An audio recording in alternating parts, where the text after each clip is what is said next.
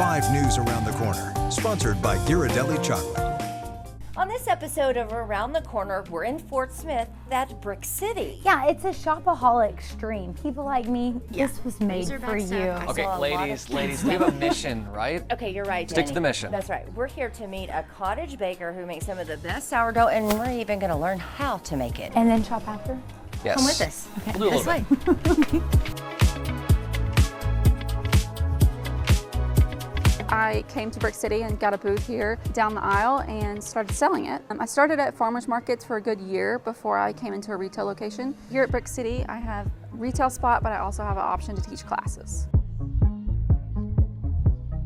Now we're inside, and sourdough bread, it's kind of been a craze recently on social media. People want to know how to make it. Yeah, and sometimes it can look pretty intimidating on social media, but Clarissa, she's gonna show us it's really not that hard to make. Yeah, and she teaches classes right here inside BrickCity, and today we're sitting in on one, and we're ready to see how this is all done.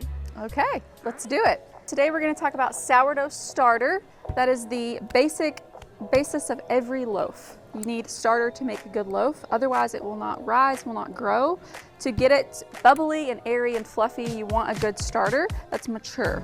You have to feed this to make it grow and to make it strong. Make it grow, we're gonna feed it flour and water, and I use an unbleached bread flour. The first thing we're gonna do is we're going to put some flour right in here, and then just a little bit of water. We're just gonna stir it up, and you just wanna make sure that all the flour's mixed in. Give it about 3 to 6 hours, and it will double in size. It will be at its peak, and then you can bake with it. My starter is called Essie, which is my great grandma's name. She loved to bake all the time, and didn't really get a lot of time with her to bake, so it's just a little bit in memory of her. After you feed your starter and it's grown and it's at peak, then we would make a loaf with it, and you will take your loaf, and you're gonna plop it right on parchment paper or a silicone bread sling. You're going to score it, and then you'll put it in a hot Dutch oven into your oven at your home.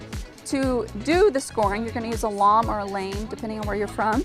I prefer one big long line right down the middle. I do a little wheat design on the edge. As it grows, the little marks expand, and then it's ready to go. So then we would take it and we would put it in our Dutch oven, and it is ready to go in the oven. After about 30 minutes, you will have bread ready to eat. This is jalapeno cheddar, so it has jalapenos and cheese in it. This is the traditional, which is just a basic old bread that has no additives. Well, this bread is delicious, so I definitely recommend coming down to Fork and Spoon because I just can't get enough of it. You guys take it away.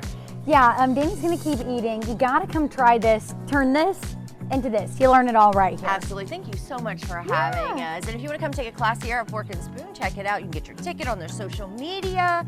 And let's dig in. Ready? Let's do it. All I right, already we'll see you did. next time on Around the corner. All right. Cheers. Cheers, okay. This is all I have left.